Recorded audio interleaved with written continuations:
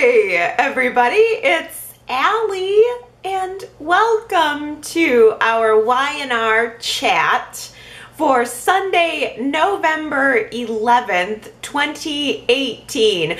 Early in the week, I was thinking, Allie, maybe you've got Tessa pegged all wrong. Week after week, you're coming up on Y&R Chat and you're telling everybody that Tessa is suspicious when the poor girl hasn't done anything to confirm your suspicions. Tessa's like the coolest, nicest girl in the world. She's making everybody's lattes exactly the way they want them. She's trying to excel at her job even though it's not her dream job. For crying out loud, she's writing love songs to Mariah in her head all day long while she's supporting other people's love stories, nudging Kyle and Lola together. And then she's throwing some of that millennial kid shade in Phyllis's direction just because she wants to support Sharon, who is her boss. Plus, Tessa is always so fashionable. Everything she wears is bold and modern and unique. Tessa looks like no other character on the show. She's different in essence from every other character on the show. And I want to like her so much. It really is a shame that Y&R undermined my trust in her almost immediately when she came on the show, and this week they continue to do so. I really feel like this was a character who had some potential unlike any other, and now it's spoiled. It's been spoiled all along. Mariah feels like one of the heroines of the show. I believe that Mariah deserves someone who is nice and supportive and unique, and I'm right back to square one this week, not feeling sure that Tessa is it. How are you guys feeling about Mariah and Tessa at this point? I have to make that our poll question this week. I feel like I'm always out here, flapping in the wind, not sure what to think about Tessa and these two. You tell me, are you rooting for Mariah and Tessa's love story? YRChat.com is our website. If you want to vote in that poll, tell me what your impressions of these two as a couple are. What's your impression of Tessa as a person? Is she worthy of Mariah at this point? I want to support these two so badly because continuing on this theme that we've been talking about at least for the last 2 to 3 weeks, none of these characters are moral. None of them are perfect. A character on a soap can't be perfect and still remain interesting. Mariah herself is not perfect. She has made her fair share of mistakes. She's done her fair share of bad things, and she's paid for them at this point in her story. So that makes me not want to see Mariah getting hurt.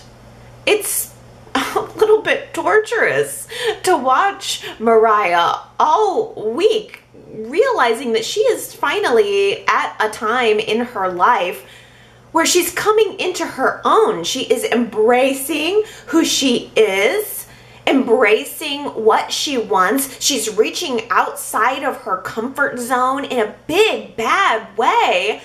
And I want to support her. I want all of that to be a wonderful payoff for her. I want her to have her reward. And if what Mariah wants is to live in a tiny little studio apartment with the woman that she loves, cramming her shoes into the cupboards, then I'm all for it. I'm happy for her.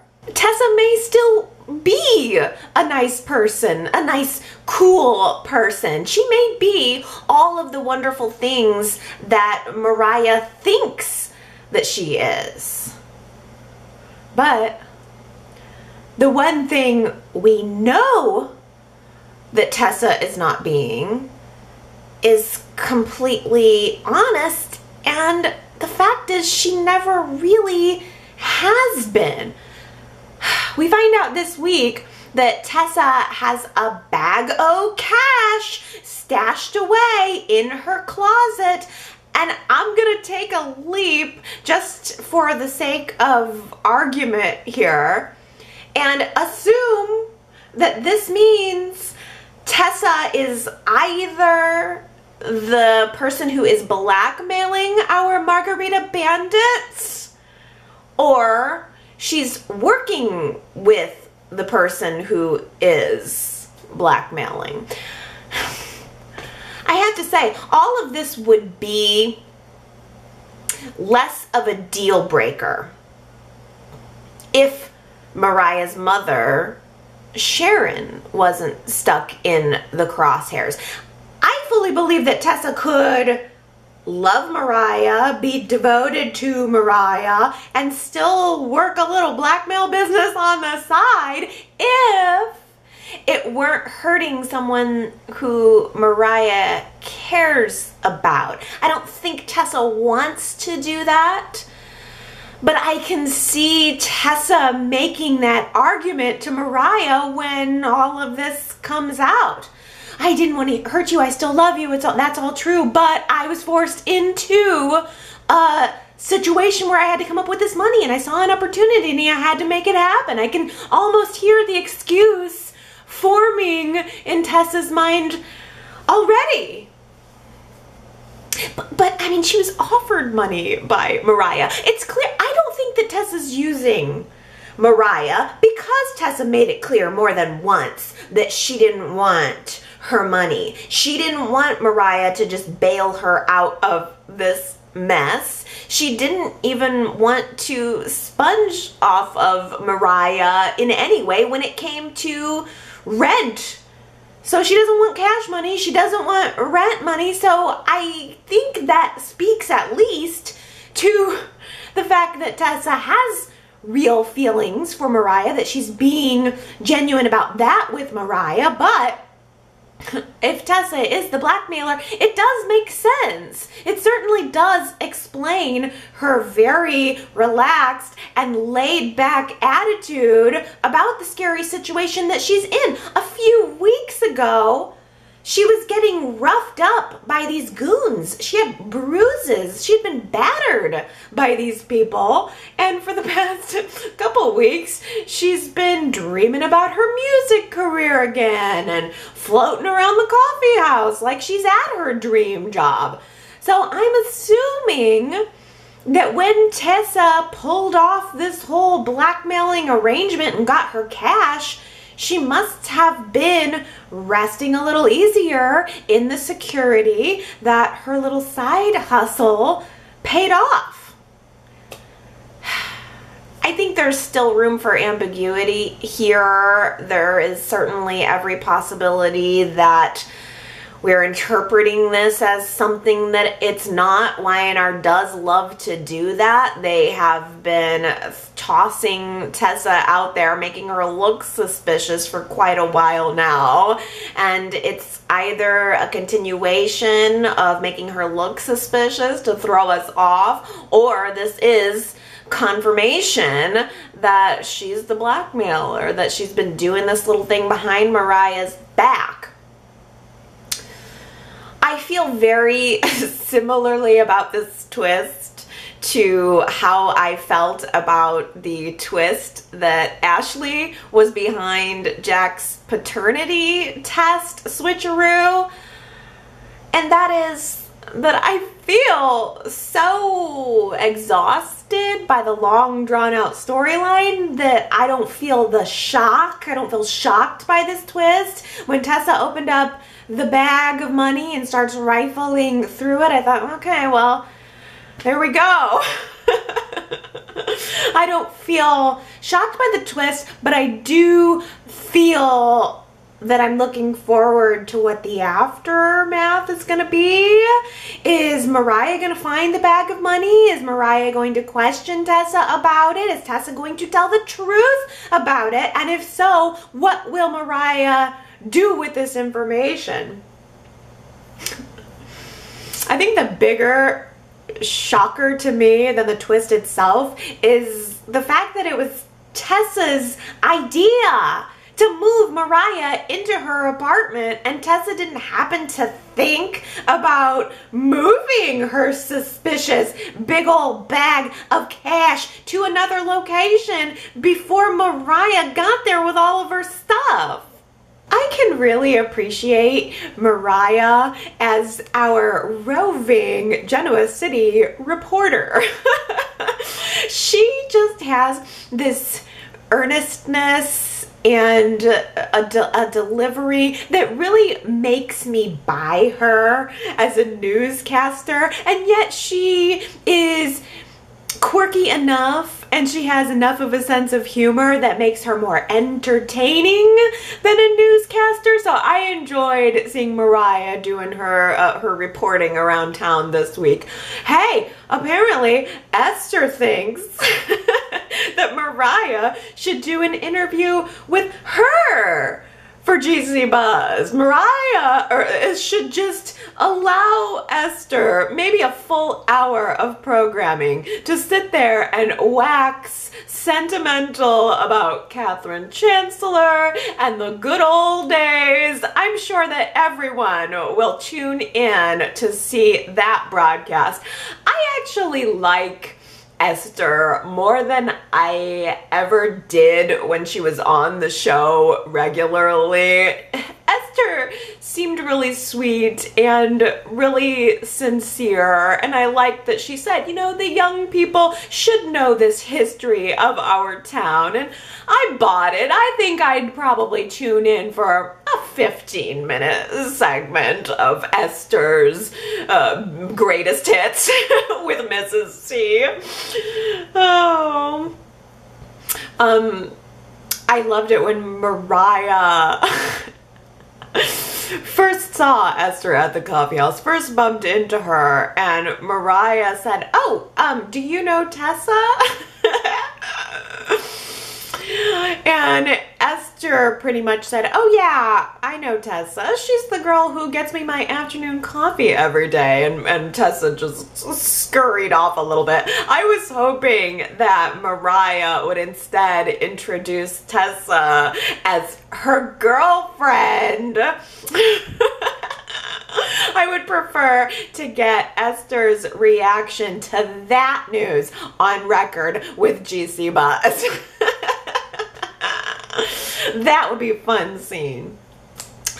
Oh, well, Mariah is going around town. She is hot on the story of this JT investigation.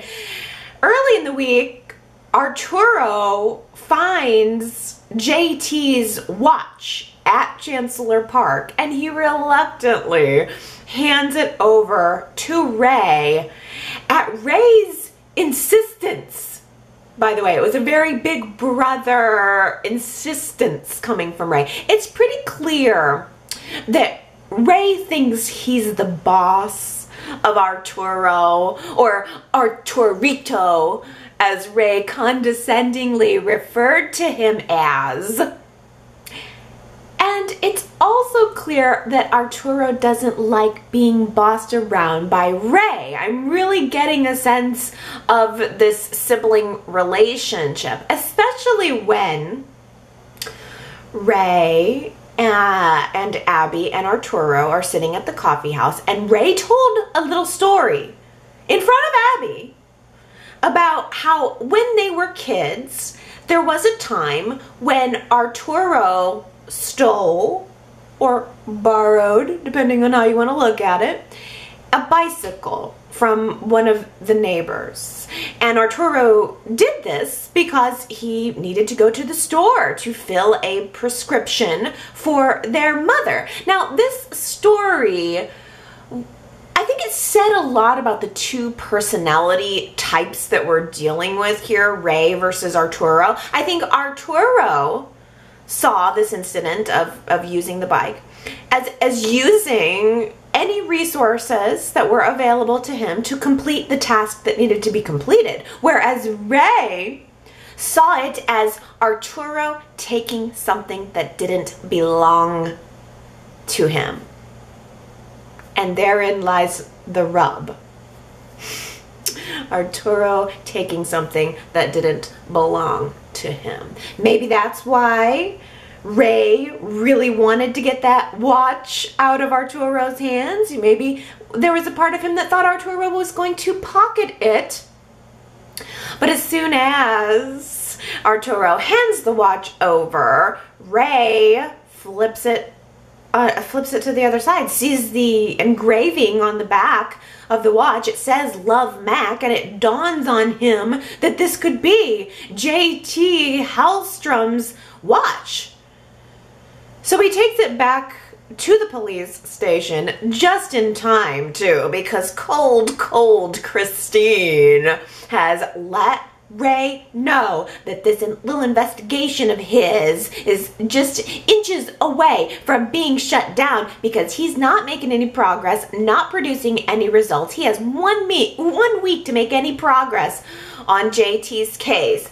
So Rey has a fire lit under him.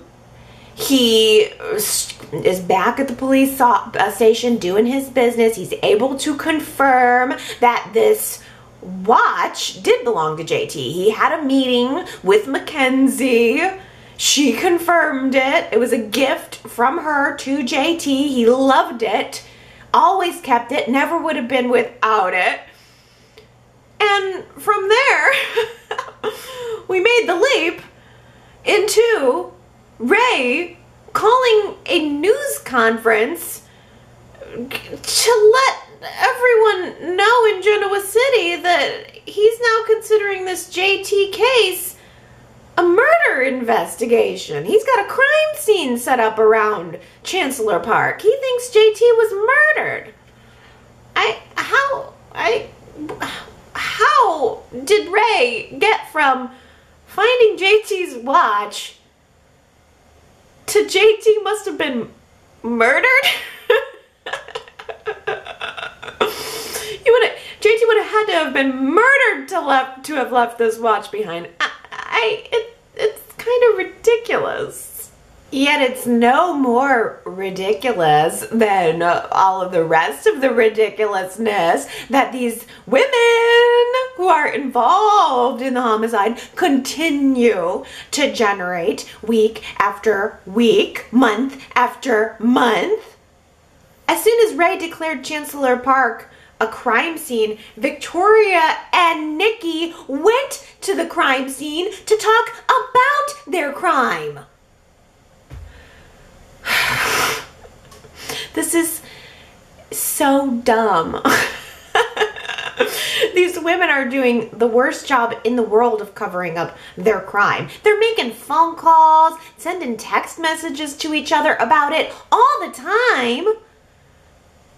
How about the scene where Sharon saw a Nikki look-alike at the police station? It actually, that one was pretty good. That had to have been Melody Thomas Scott's body double, right? Because it did look exactly like her from the back, even the way she holds herself. I think I would have been fooled too. But the paranoia around all of these women is exhausting me. It is so real. I wish that maybe all of this would come to a head soon, because at the end of the week, after everything that these women have been through, week in and week out, month in and month out, Phyllis decided this week that she wants to put some distance between her and the other women. They need to stop all of these secret meetings. They need to stop all of this speculation. Phyllis, now you think that you need to stop all of these secret meetings and these speculations? The whole cover-up debacle was Phyllis's idea. Phyllis fought hard. She borderline bullied these girls into covering up this crime. She, at the very least, was the #1 proponent in convincing them to do it. And now that she's CEO, now that she's got something to lose, now she wants out? Oh, Phyllis and Nick are lonely at the top. It is not easy being large and in charge. So they're able to connect over this.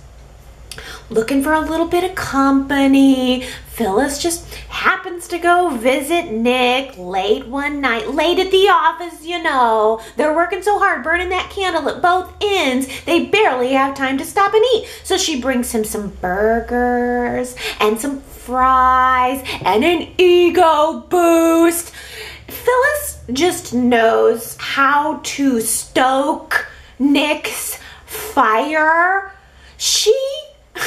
The last time when they originally slept together, when he was engaged to Sharon, she just knows how to boost his ego, how to tell him everything he wants to hear, and that's exactly what happened again this time. She's going on about what a big go-get man Nick is, and it just turns him on. She knows where his buttons are. I mean, it's very clear where his physical buttons are, but he actually does have an emotional button right now, and she knows where it is and to push it.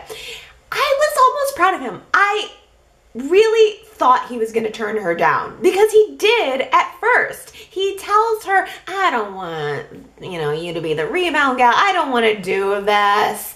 We should just do the responsible thing and not give in to this sexual impulse. It wouldn't be wise. But then I guess if Nick hadn't given in to that impulse, then we wouldn't have got that cool scene where Nick lets Phyllis leave his office. They're both thinking about the sex. He lets Phyllis walk all the way to the elevator, getting ready to leave the building, and he chases her down, like opens up the elevator, goes inside, picks her up off of her feet, and carries her all the way back to his office, where he plops her on his desk and rips her clothes off. Okay. It's not the right thing to do, but it was the sizzling, juicy thing to do, I will admit. That scene was a little hot, but I'm still mad at him. Oh, these two. They have sex in common. That's what they have in common. That's what they do when they're both hurting. It's something that they both seem to turn to. Well, they had such a juicy, hot time together that they both slept all night at the office. I would have thought one of them would have at least had the sense to go home, take the party at least to home, to bed, but they slept there all night. Well, I'm presuming that any sleeping got done, because who knows? I don't know how many sessions they had in a row, but the next morning, Jack wound up finding Phyllis's name badge badge, her Jabot CEO name badge, under a blanket in Nick's office first thing in the morning. Jack just casually mentioned it to Nick. It was clear he was trying to mine him for information, but Nick was not having it. He doesn't deny that he's sleeping with Phyllis, because let's be clear, that's what they're doing now. They're sleeping together. It'll happen again. But Nick tells him, I slept with Phyllis. She's Phyllis. Why would I not sleep with her? If I can have sex with her, why would I not? Of course. But Nick also does try to nicely tell Jack that it's none of his business whether he's just having sex with Phyllis, whether he's dating Phyllis. Either way, none of Jack's business. It's pretty clear, though, that Nick and Phyllis are planning to make this a regular thing. It feels good. And what else do they have going on? So might as well. Nick didn't even waste any time the next day getting over to Phyllis's office to return that name badge to her, and they were making plans to see each other again soon. But this ignited a little bit of a new storyline, because Nick also gives Phyllis a heads up that now Jack knows that they're seeing each other. Whoa, as soon as Jack stops by the office later to talk to Phyllis, Phyllis immediately goes on the defensive. It was actually a little shocking to me. It was very out of left field. Jack has been very, very supportive of Phyllis right away after she won the CEO bid. He was out at the athletic club with her just last week, telling her that he supported her and this is your chance. Go ahead and shine. When Jack stopped by Phyllis's office, both of them knowing about what happened between her and Nick, I really didn't get the impression that Jack was implying in any way that sleeping with Nick was somehow reflecting on her ability to run Jabot. That's not what I thought he was doing, but Phyllis was defensive right off the bat. Really kind of making an enemy out of Jack when she didn't need to. Making an enemy out of a friend for no real good reason. If anything, I would say that Jack was talking to her about it because he was feeling a little hurt. I'm sure that Jack was probably hoping to be the one to have rebound sex with Phyllis, not Nick. But she was very, very blunt with him. It just turned hostile in an instant. She told him, just stop living in the past. You're never going to have me, and I don't want you, and I can have sex with whoever I want to have sex with, and I can run this company however I want to run this company. Okay, Phyllis, okay. She is something else right now. Billy walked in on the middle of their big argument, and isn't it interesting that Jack wasn't gonna tell him? Jack had an opportunity to blow up her spot right then and there, but he wasn't gonna take it. So Phyllis decided to take it. She decided to just tell Billy, like she wanted him to know. Yeah, we were arguing. And it's partly because I slept with Nick. Just so you know, I slept with Nick again. I'm having sex with Nick again. If Jack's not going to use that as ammo, Billy is. Billy had no problem turning around and spreading this rumor. He told Summer. He told Phyllis's daughter that her parents are having sex again, and then as if that's not bad enough, he told Sharon. Billy and Sharon. Okay. First of all, I think that Billy likes having Sharon to complain about Phyllis with. They're both kind of in the same boat here. They were both cheated on. And it probably feels right to commiserate with her of all people. But when Billy told Sharon about Nick and Phyllis, I wholeheartedly expected Sharon to hit the roof. But when she found out that Nick and Phyllis did it again, she couldn't be less surprised. It was almost as if she anticipated this. She knew that it was going to happen and already had accepted it. She told Billy, you know what? I said I was done with Nick. I meant it to him. I meant it to me. I meant it to you. I'm done with him. So what he does with Phyllis, whatever. I'm not going to be offended by it. I guess that's proof positive that Sharon did mean it. That Sharon is over Nick. She's not holding out any hope that there's going to be another round for them. For now, at least, Sharon is done. She barely batted an eye at finding out what happened between them. And you never know. Maybe Sharon is gonna end up finding herself moving on with somebody else, like Billy. I never would have thought this. I really never would have thought this. But early in the week, Billy and Sharon were sitting down talking to one another, sharing a few choice words about Phyllis.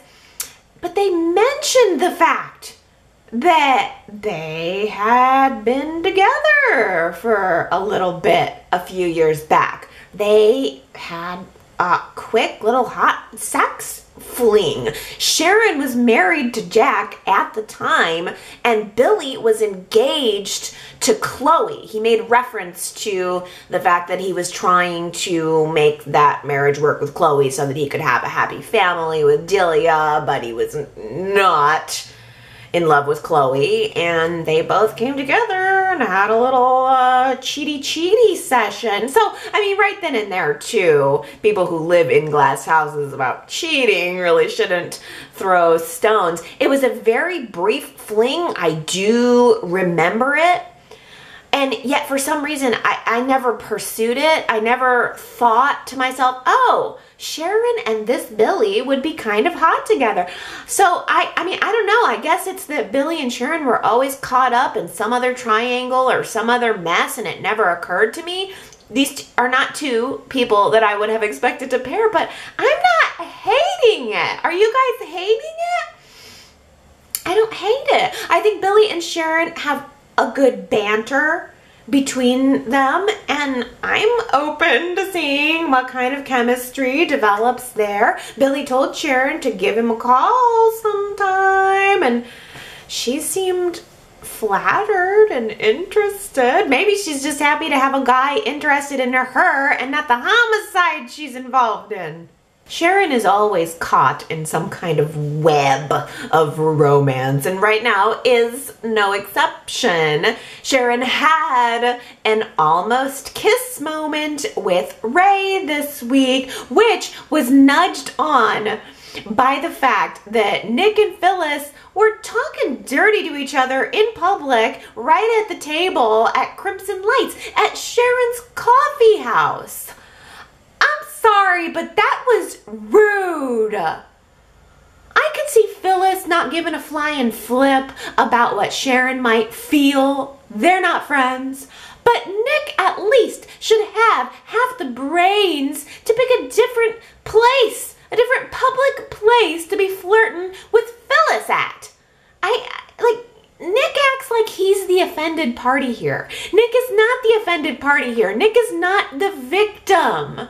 Nick should have his tail between his legs, not between Phyllis's. I was really glad, honestly, to see Sharon lay into them, and I was kind of annoyed that Rey pulled her out of it, ushered her on upstairs before she made any more of a public spectacle out of herself. I wanted more of a public spectacle. In my mind, Sharon was given what was deserved. And then she had to go upstairs with Rey, who is such a nice guy. Rey, nice guy, but maybe a little boring.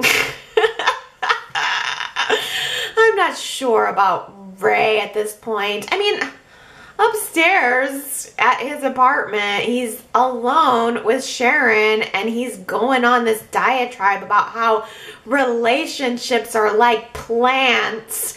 Gee, Rey, how exciting. Phyllis and Nick are downstairs practically holding themselves back from humping up against the old CD jukebox. Like, Phyllis and Nick are having gravitational sex. Phyllis and Nick are having tiramisu sex. Please, Rey, tell me more about plants. Come on. I guess the multi-layered tiramisu of Sharon and Rey's relationship is the fact that I can't tell how much of their relationship and how much of their feelings are genuine and how much of it is strategy. Can you tell? I'm just going to assume that it's at least a little of both. It's at least a little bit real and a little bit strategy on both of their ends. Rey later in the week admitted to Sharon after the almost kiss that he does have feelings for her, and Sharon returned the sentiment. She almost, or threatened at least, to quit her job because of it, feeling like what's going on between them is unprofessional and there's many reasons why they can't be involved, so she should just remove herself from the situation before something happens where they can't control it. But that scene where Sharon was kind of threatening to leave the police station had to have been both of them playing chicken, right? I mean, they're both waiting to see who's gonna make a move. Like, even if there are nuggets of truth there, they're both playing chicken. Sharon doesn't really want to quit the job at the police station because she knows she needs to find out what Rey knows about the JT investigation, and Rey doesn't want Sharon to quit because he's investigating JT, and yet there are these nuggets of sexuality that are dropped in there too, right? I don't know. That is the interesting part of it, is the not knowing, though. I'm really excited for next week because Rey's wife arrives on the scene. She's gorgeous. I cannot wait to see what she's like. I mean, look at Y&R giving us all of these hot and spicy Latina women. Like, I'm really excited for Mia. I liked the preview for next week where, you know, she's gonna be approaching Sharon, getting up in her face on day one, letting Sharon know that Rey is her territory. Mia's gonna put a real big crimp in this relationship between Sharon and Rey. I guess Sharon's just gonna have to be satisfied toying around with Billy for a while. Is this intentional by Y&R? Is Y&R trying to move Sharon away from Rey and over toward Billy? Because Rey is going to be waylaid. He is going to be forced on working on his marital issues. There's no way he can continue what's been going on with Sharon now. It's impossible to keep up a professional flirtmance when your wife is in town, and he'll probably be moving in with him soon. I don't know. I wonder if Sharon and Billy are also kind of a professional flirtmance, because part of me thinks that, at least on Billy's part, it's about making Nick and Phyllis jealous. In the previews for next week's show, we have Phyllis telling Billy that there's going to be this Jabotique launch party. She's bringing Nick. You go ahead and bring whoever you want. And then we see the Jabotique launch party, and Billy is suggestively slinking around Sharon in the background saying, you know, we need to give these people a show. implying that they're going to ham it up. Maybe ham their relationship up and make people think there's something going on there. So there's, you know, we've got Nick and Phyllis and Nick and Sharon and Phyllis and Billy and Sharon and Billy and Rey's in there with Sharon. I mean, it's like the whole romantic entanglement is hard almost to keep it all straight. And the one thing that does bug me about it all is that it all seems like posturing. It all seems like revenging. Where's the real love story in this? And is there one? Do any of these people really even like each other? Maybe the real love story is to be left to our younger characters. Who could resist Kyle and Lola? The way her eyes light up when she smiles and looks at him, and Kyle looks like such a dork in love around her. Like at the office, Kyle is Mr. Suit and Mr. Business. But with Lola, there is some quality about him where he seems like he might as well be laugh snorting, you know, like I really like her, you know. And that's a side of him I haven't seen before, and I find it very charming. I like these two. I also really liked the way Rey was turning up the heat on Kyle. And that was before the whole hot pepper thing even came into play. Lola was trying to sneak Kyle into Rey's place, even though she lives with Arturo. What does that say about the fact that Arturo's home has disappeared and now we're seeing Rey's home a lot more? I wonder if they're getting ready to paint Arturo as a bad guy. Or maybe they just wanted a new set. I don't know. But Lola invites Kyle over to give him a taste test of her new foods and of her lips. I mean, you have to abide by the rules of the Kiss the Cook apron, do you not? They're so cute. They were so cute. I like them so much. And then, like, they're having fun, sexy time, and Rey comes in all staunch. He wasn't supposed to be there, but he comes home, finds that grave digger guy who's dating my sister in his house, and he decides, all right, I'm gonna stay. I'm gonna spend a little time with this weasel.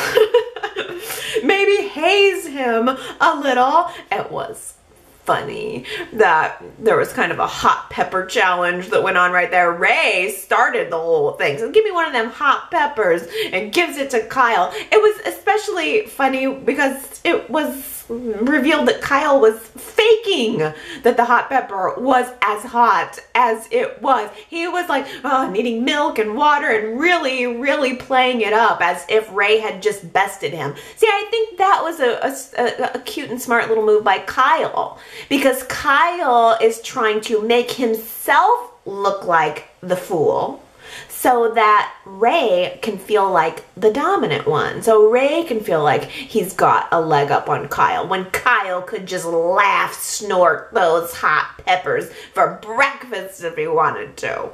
Kyle isn't a total puppy. He is still trying to make inroads at Jabot. He sat down with Kerry, our new chemist, this week to try to make her an ally, but Kerry's loyalty to Phyllis is officially impressive. She turns Kyle down, pretty much does the same thing with Jack, except with Jack, she has a little bit more of an extended conversation, encouraging him to try supporting Phyllis instead of trying to, tear her down, which I never felt like that's what Jack was doing. All of a sudden this week, it's as if Jack is in on the conspiracy to bring Phyllis down, and I never got that impression. But Kerry says to him, why don't you just back off and let the new team at Jabot do their job? Give us a chance, which I thought that's what he was doing. But for Kerry's part, I at least liked that she was making a choice to not get pulled into the office politics yet, because you know it's gonna happen. If Jack's invitation to the Jabot Teak launch party next week is accepted by Kerry, then I think Kerry is going to be perceived by Phyllis as crossing enemy lines, which I think is what Jack is intending by asking Kerry to go. And Phyllis is paranoid. She's paranoid on all sides that people are going to try to bring her on. I mean, I think she's right to be aware that there are certain people with their knives out. But it's not Kerry. It's not Jack. It's definitely Billy. Billy's the one she has to keep her eye on. Kyle, Phyllis is being really hard on Kyle. And I don't think Kyle's necessarily out to get her. Kyle strikes me as more of an opportunist. As if he sees an opportunity to de-seat Phyllis. I think he would take it in a heartbeat. But while he's waiting, I think he's just looking for opportunities to make himself look good. And that's what he's mostly interested in. Summer this week suggests to Phyllis that Phyllis should give Kyle some more responsibility. Put him on a big project. Give him a chance to shine. Might as well have him in your corner instead of isolating him, giving him busy work, and creating an enemy out of him when he might not be. And it just so happens that the project Phyllis decides to put Kyle on will make him forced into working with Summer. And it's a rush job, too, because of the Jabot Teak launch. I mean, Kyle and Summer are going to be putting in some long hours. And I am sure that Lola won't mind that at all. Kyle and Summer working closely together at Jabot? Nah, it's not going to bother her one little bit. I rolled my eyes a little bit when Kyle mentioned to Lola how Summer helped him get this important project at work. And you could tell that Kyle didn't even really want to breathe Summer's name. He was afraid to even say the word Summer in front of Lola. And Lola tells him, hey, you know what? I am not the kind of girl who needs constant reassurance. You gotta do what you gotta do. Let's remember that. Lola saying that she's not the type of girl who needs constant reassurance. Let's put a pin in that and come back to it next week. I really like at the end of the week when Lola is talking to Kyle about her dream to take her food truck to the next level, and Lola turned down Kyle's offer of financing. Kyle says, you have a dream, I have the money, so why don't I help you with this? And Lola said no. I was very pleased with her about that. I know I'm very hard on Lola. I think that she has some insecurities that are going to show up, but she wants to take her food truck from food truck to brick and mortar restaurant, and she has the ambition and the drive to make her own dreams come true. She doesn't need Kyle or anyone else to do it for her. But more importantly, what I liked about Lola is the fact that she also, in addition to the ambition and the drive, had the wisdom to realize that mixing business and pleasure would be a bad idea, and I want to give her props for that. Victoria really looks and feels like a tortured woman. Y&R gave us a little bit more focus on her this week. Focus on the hell she's been through. Focus on the hell that she's currently going through. Don't you think that Victoria's help would have been less by far if they hadn't gone along with Phyllis's plan to dispose of the body? Don't you think that it would have just been easier on everyone emotionally to let JT be dead, to have called the police after it happened, and to have accepted the consequences of the action, which was clearly self-defense, by the way? And now Victoria also has to think about her son, who believes his father has been murdered. She took a phone call from Reed this week. And by the way, Tristan Lake LeBeau, I think is his name. He is scheduled to return to the show in mid-December. So we have that to look forward to, but I am curious to know what that portends for the future and this storyline. And I wonder how long he's going to be on the show for. Are we going to get a deep dive into Reed and his relationship with his mother, which has been quite tumultuous? I don't know.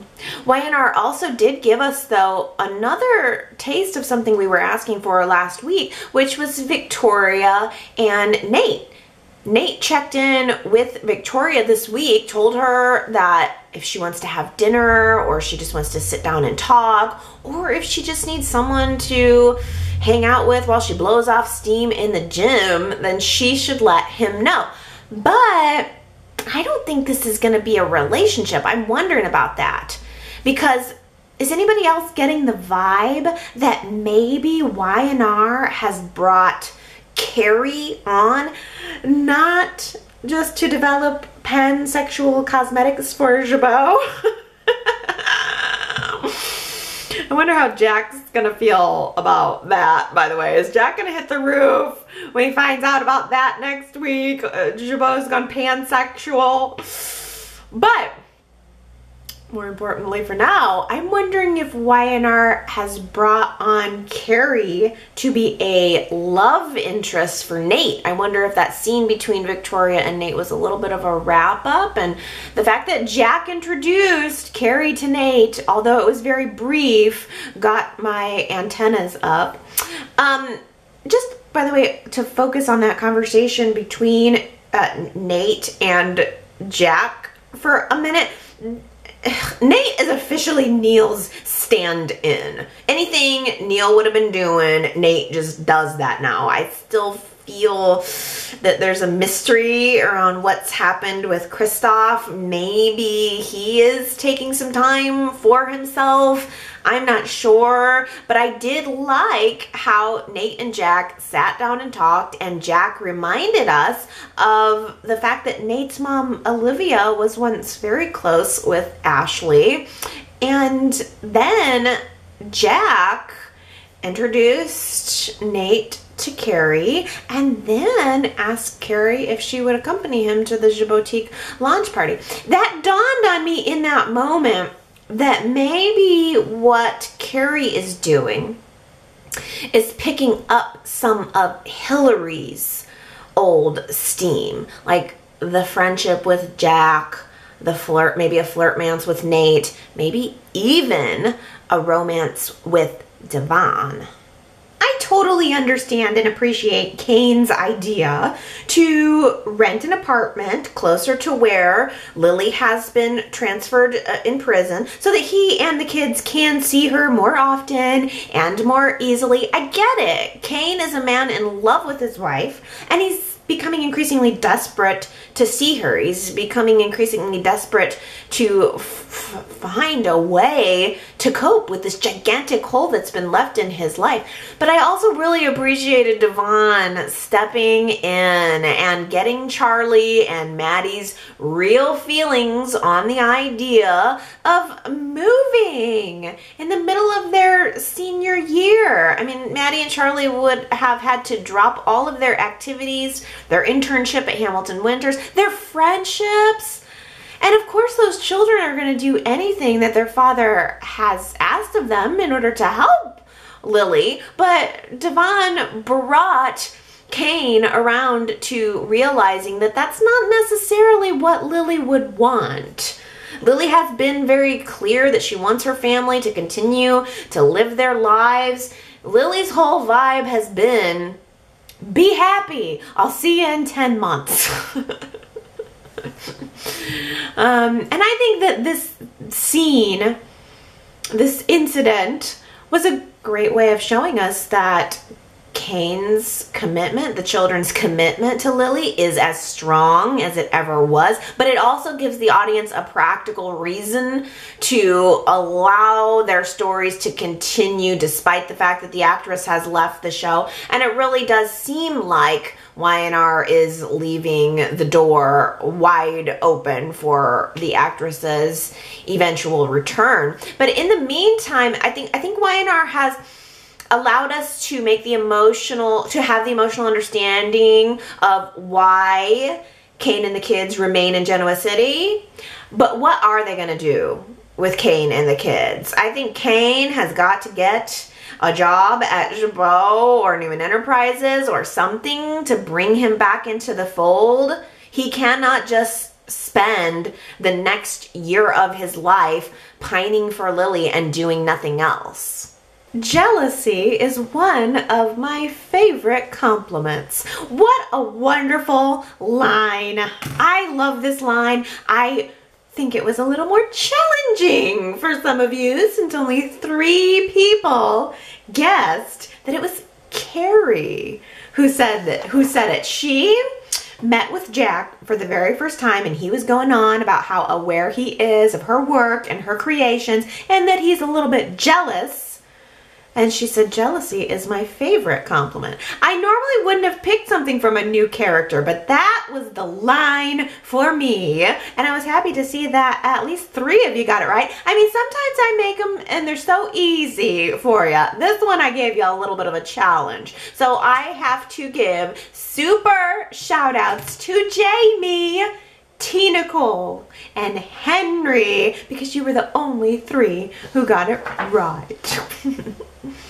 All right, let's do a new one this week. Who said it? We all have dirt under our fingernails.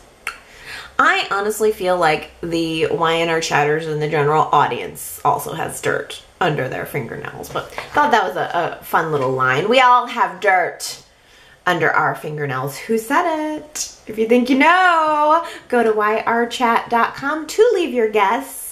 And if you get it right, I will give you your shout out on next week's Y&R Chat. This has been a big week for comments, and I got quite a lot of them. Good ones too. So let's start blazing through, starting with Ellen, who says, wasn't Mamie's last name Johnson? Any chance that Kerry Johnson is related to Mamie? I suppose the Abbotts would all know if she were, but why would they give her the name Johnson? That is a brilliant catch, Ellen. I mean, that would be quite a little twist right there that I certainly never would have seen coming. The only thing I can think is that would negate my theory that Kerry is there to be a romantic interest eventually, because if she was somehow related to Mamie, then she would also be related to Nate and the Winters family, so she couldn't exactly hop into bed with them. But you never know. That's a very smart observation. I wonder if Y&R is that smart, or if they just picked a name out of a hat. Laura says about Nate, Nate is so handsome that I forget to listen to what he's saying. No loss though, because all that comes out of his mouth is how to live cliches. Well, I think we should just enjoy Nate for his looks. He does look good. He does look good. I gotta give him that. Sandra is back and commenting on, Ray's wife and Arturo. And Sandra, it's so nice to hear from you. It's been a little while. Sandra says, Allie, you mentioned Ray's wife. will be entering the picture soon. Any thoughts that Sharon and Rey will cross the line, give into temptation, and that's when Mia will arrive on the scene. Therein lies more drama for Sharon. Yes, Sandra, I think you nailed it. I think we're going to see Sharon and Rey very tempted to give into their passions, and there'll be a knock, knock, knock on the door, and Rey's wife will throw a bucket of cold water on all of that. Yep, you got it. Rose says Arturo just needs to come clean with Abby that he slept with Rey's wife. This buildup and secrecy is nonsensical, given this is a crime that all the people in Genoa City have committed multiple times. Heck, Abby slept with her niece's husband. Agreed. The scene where Rey and Arturo were talking about the bicycle and they were dancing around it. It is time to get there. It's surprising that Abby hasn't maybe figured out that that's what happened between them. I think she's going to. It will be interesting next week to see how Mia interacts with Arturo. I'm assuming that's going to be happening soon. Or who knows, Mia might be interacting with Abby. Abby has been tasked by Nick to find out more about the Rosales family, so maybe Abby will end up approaching Mia and learning more about Arturo than she bargained for. Here is a comment from Anna, but it's a different Anna than our regular Anna. So this is Anna number 2. Who left a comment saying, this is more of a general comment, but I'm so sick of Sharon. This character just rubs me the wrong way. She practices judge and jury, and she herself has done some of the things that to me are unforgivable. Am I the only one? I need a break from the storyline with her in it for a little bit. That's all. Well, Anna, I tell you what, I feel very forgiving of Sharon. She's one of my favorite characters, so I think I have a high tolerance for Sharon. But I'll tell you what, the character that I'm kind of feeling about that way right now is Phyllis. Sorry, I'm not saying that I don't like Phyllis, and I absolutely appreciate Gina's portrayal of Phyllis. She's actually the Phyllis that I like best of all. But I feel that Y&R does this with the character of Phyllis, where they just put her into every single scene. She's woven into 3 major storylines right now. The homicide, the CEO, and then being with Nick. They could have picked any one of those things and allowed her to excel. And yet she's just on the screen every day now. And it's I think the fact that her personality is so brash and so bold, I think it grates on me personally because it's so opposite from my personality. I don't know if you'd guess that, but I mean, I guess I can identify a little bit more with the character of Sharon than with Phyllis. I'm feeling like maybe I need a Phyllis break.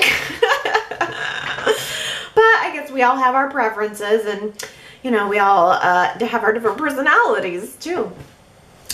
Consuela says, my thoughts on Nick and Phyllis. Honestly, I think they deserve each other, but I don't mean in a negative way, actually. At this point in Nick's life, I feel like Phyllis is more compatible to Nick. I feel like they're both ambitious and they both have a fire in their belly to prove themselves. I think they have more in common. Nick has evolved into something that I don't think Sharon can comprehend, but Phyllis gets Nick. And I honestly believe that Nick loves when Phyllis strokes his ego. Notice they always have sex after Phyllis pumps him up. I noticed that. I did. It's the past 2 times. It's been Phyllis getting in there and telling Nick what a great big new man he is and how much of a turn on it is. And then she gets what she wants out of him. Do you think Phyllis has trouble being alone? I mean, I guess they all do. So does Nick. It's almost as if they do have that in common. And you make a good point, Consuela, that maybe they are a match. Are you guys feeling like Nick and Phyllis are a match. I just could have taken another couple of months of at least a speed bump. I would like to Nick have had some recovery time from Sharon rather than just jumping right in with Phyllis. I'm not really denying that they have sexual chemistry, but I mean, is there no recovery time from the fact that Nick was just standing at the altar, that he was just committing himself to Sharon? It's hard for, I think, me to emotionally make that leap so quickly. I get them wanting to be together, but yeah, it's just so fast. Diana says, I agree with what Sharon yelled to Phyllis at the coffee house. She does deserve to have some bad karma come her way. I don't want to see Nick and Phyllis together again so quickly. I know that they have a lot of chemistry, but there needs to be some turmoil before Phyllis gets to have Nick all to herself so easily. Yep, you know what? That's how I feel too. It's too easy. You gotta make me want it. I mean, the writing is very good in the fact that they seem to know that the actors have that chemistry. The whole shtick about the tiramisu sex, I mean, that was amazing. That's very, very well written. It's creative, it's hot, and it was delivered very well by both actors. I just think I could enjoy it more if I weren't being kind of forced into it so quickly. Zuperplex says, at this point, I'm really into Nick and Phyllis. I believe they have chemistry together. Phyllis and Billy had chemistry until the powers that be decided to obliterate the character. The laws of human nature in daytime drama have ordained that no relationship can get past the 2-year expiration date. That's the other thing, Zuperplex, is that Y&R didn't really give us an appropriate mourning period for Billy and Phyllis's relationship taking a nosedive. Those two had an amazing chemistry, and then Billy just turned into scumbag. You just scumbagged the whole summer thing, and it was almost as if Y&R was just forcing us out of Billy and Phyllis, forcing us to forget about it and move on because they have other plans whether we like it or not. T. Nicole says, I was into Billy and Phyllis when they were sneaking around. That was the fire burning beneath their relationship, but I'm ready for a change up of couples. I've always been a fan of the Billy and Victoria relationship. I don't know how they're going to mix up these couples, T. Nicole, because last week we were seeing Victoria and Billy having conversations and chitty-chatting and talking about the kids, and it seemed like maybe Billy and Victoria were going to end up back together. And now this week we have this whole new development of Billy and Sharon. I just don't know which way to look. It's overwhelming. Connor weighing in on Phyllis here and the whole Jack thing, Phyllis and Jack relationship. Because there's another relationship that I kind of thought was going to develop and it didn't. But Connor says, so Phyllis, Jack has no say in your personal life? A man who stood by you when he clearly could have left you rotting in the shambles. A man who you have cheated on numerous times with numerous men over the years. Just last week, you were singing the gospel of Jack, and now it's he has no business in your personal life. Hypercritical, if you ask me. It came out of nowhere. All of these new relationship dynamics came out of nowhere. And I agree with you. Jack and Phyllis, at the very least, a week ago, had a deep friendship. And now he's an enemy. She's made an enemy of him for no reason. It doesn't make sense. I am getting oversaturated with Phyllis. I like, you know, the women large and in charge thing. I just wish they would pull her out of one of these storylines. And maybe they are by pulling her away from the whole JT mess. That just needs to be over. But Gary makes a good observation here about another thing that's a little bit of a 180. Gary says, what's up with the mother and daughter kumbaya between Phyllis and Summer? Are they best buds now? Specifically, I'm referring to Summer, who, at least on the surface, seems to have dropped her animosity toward her mother. Are they really bonding over Billy being that bastard? Really? All the other stuff and the betrayal is water under the bridge?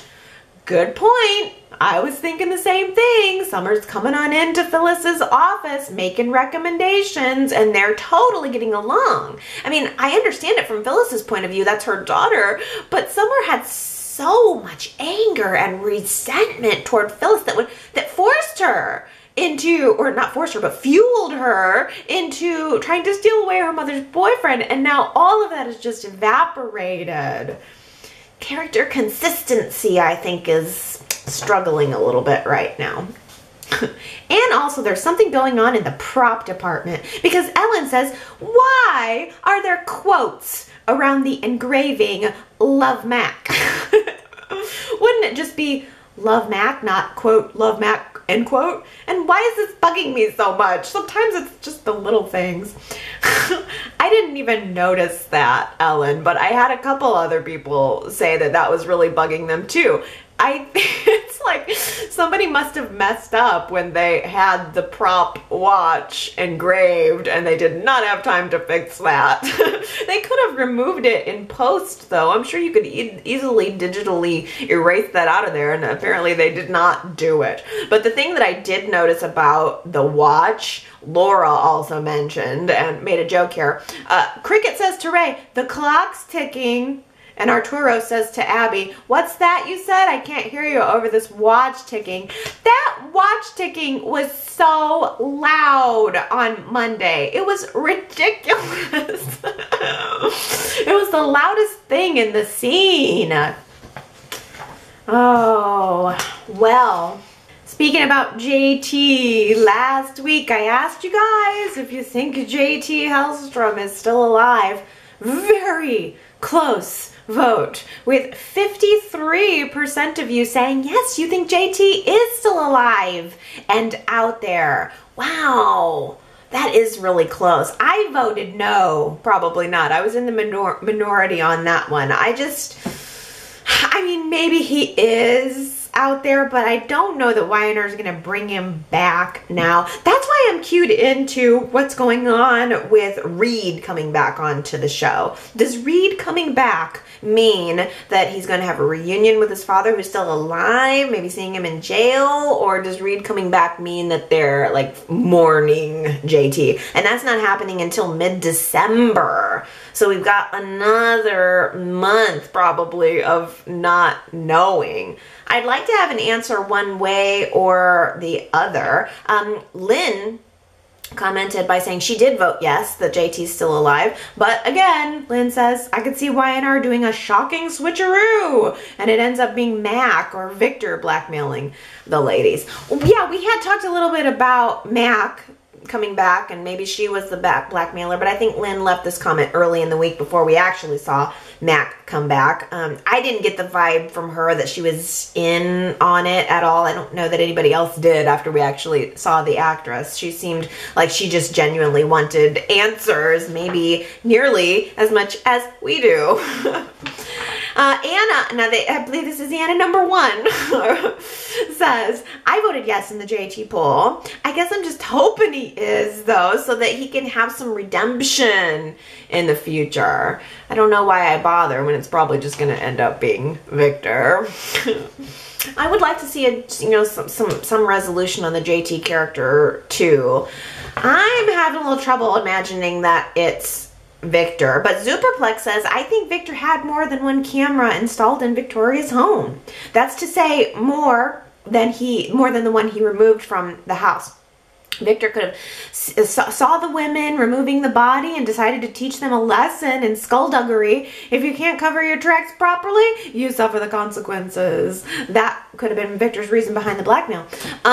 You know, it's possible. Victor has been gone, man. He is nowhere to be found right now.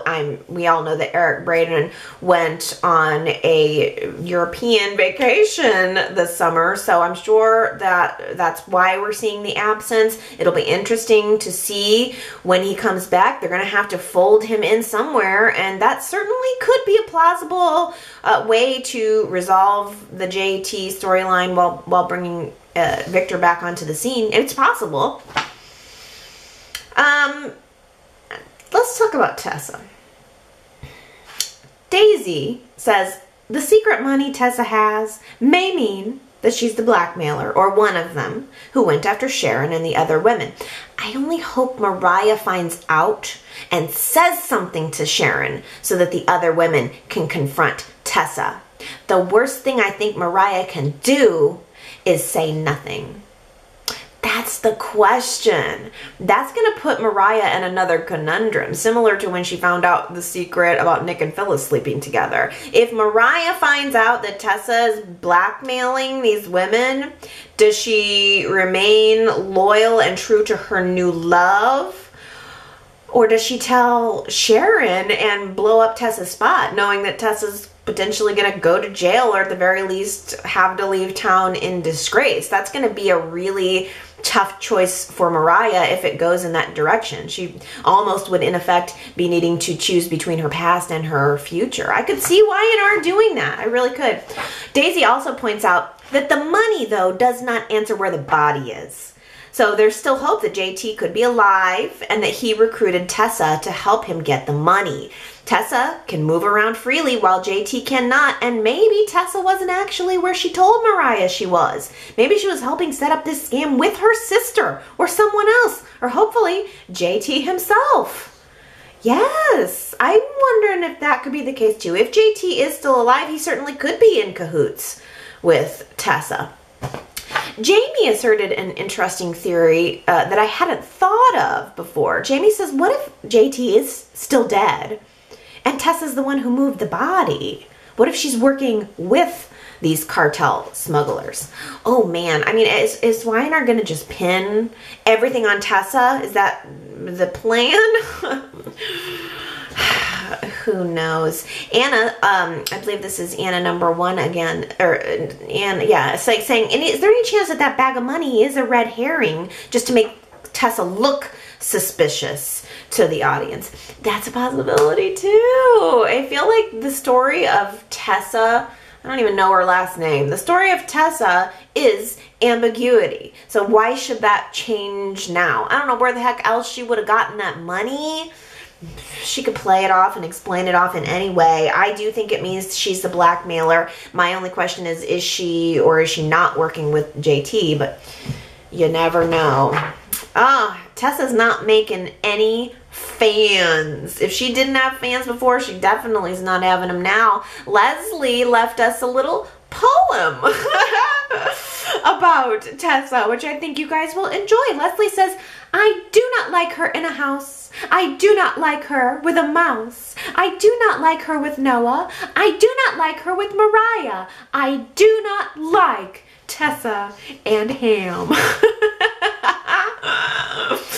Leslie also says, having a set for her is worrisome. I was wondering about that set too, the fact that she got a brand new set, what that was going to mean.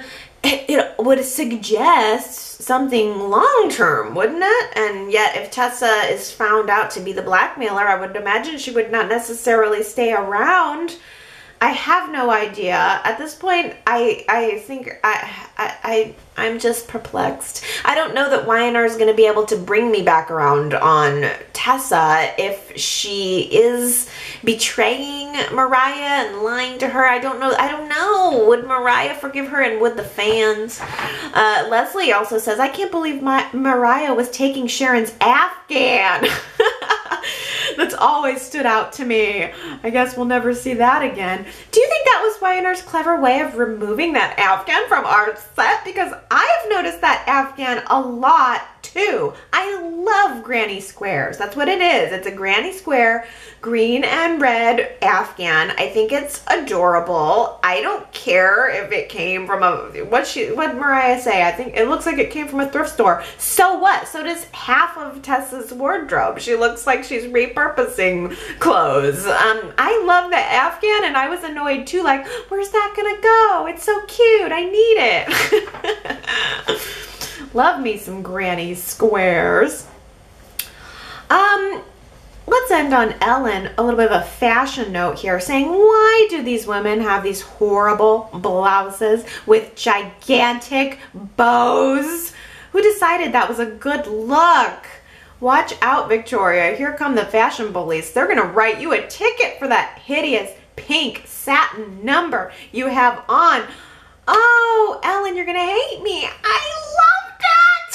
I loved the big bow. Look, okay, I think what it is as evidenced by the Afghan, I really like vintage clothes. I have, not like big bows, but I have a couple of blouses that have that tie front. It was a very popular look in the 80s, and I think I like that throwback retro kind of vibe. I mean, the whole time Victoria was in that blouse, I was thinking, I would like to have that. So, gosh, maybe I probably do have bad fashion taste. I don't have a whole lot of fashion taste, but I think maybe I'm nostalgic for it, because I like that 9 to 5 working women 1980s sort of look.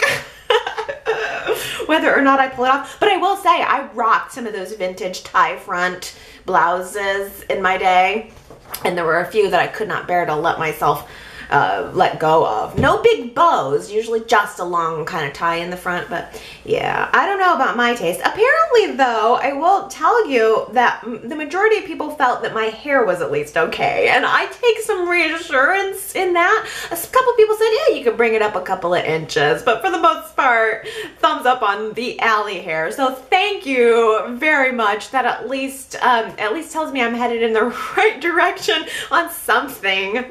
All right, my wonderful Y&R friends. I love you all so dearly, and I love seeing your comments come in throughout the week. YRChat.com, I check it every day. I don't always get a chance to respond throughout the week. I do if I can. Seems like lately, I mean, I've been very busy with work, so lately I am in a mad dash to get screen caps and everything up there at the website, but I do check in there every single day to post photos and look around and see what's up. So I hope you do go there, yrchat.com, and I hope you come back here next week to see where we are next Sunday in our Y&R verse. Okay, everybody, have a wonderful week. Love ya. Bye.